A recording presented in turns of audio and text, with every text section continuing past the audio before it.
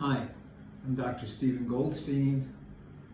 I'm an obstetrician gynecologist at the New York University Grossman School of Medicine, and this is another in our series of reducing the confusion in gynecology. Today I want to talk about premature ovarian failure, more recently now called POI, or Premature Ovarian Insufficiency. So I think there's a little bit of confusion about definitions. If a woman goes through true menopause prior to age 40, that's considered premature ovarian insufficiency. If she goes into menopause between age 40 and 45, that's considered early menopause. And obviously, this is somewhat arbitrary.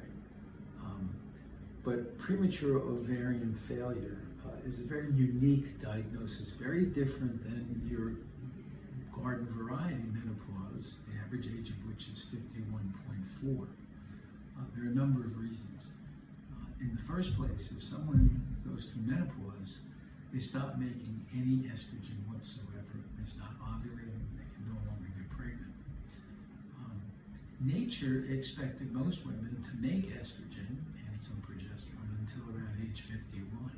And so if a woman has 10, 12, 15 plus years of not making any estrogen, this is going to have some detrimental effects on various organ systems. Most notably, bone is of great concern, vagina is of great concern, and overall health and well-being. So anything that you have heard about the pros and cons of hormone replacement, and that's a whole other discussion that we can go into, or other sites on this website that you can delve into that. But anything you've heard about hormone replacement applies to your typical 51-year-old who goes through natural menopause. Early menopause or even premature ovarian failure is a very different thing, and the estrogen requirements of these patients just to catch up to their peer group is far greater than just traditional hormone therapy. And many doctors are unaware of that, and many patients are afraid of hormones because of what they've heard, but it's a unique situation if it's early menopause or premature menopause, depending on the age. In addition, premature ovarian insufficiency or failure is often associated with the potential for other relatively serious medical problems. A lot of these patients have some sort of autoimmune process and need a workup, possibly in consultation with a rheumatologist.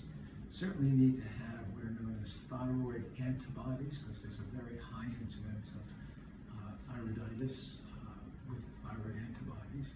A very small percent of these women can have adrenal insufficiency. Some of these women will have what's called a premutation for the fragile X chromosome and may need some testing of their chromosomes.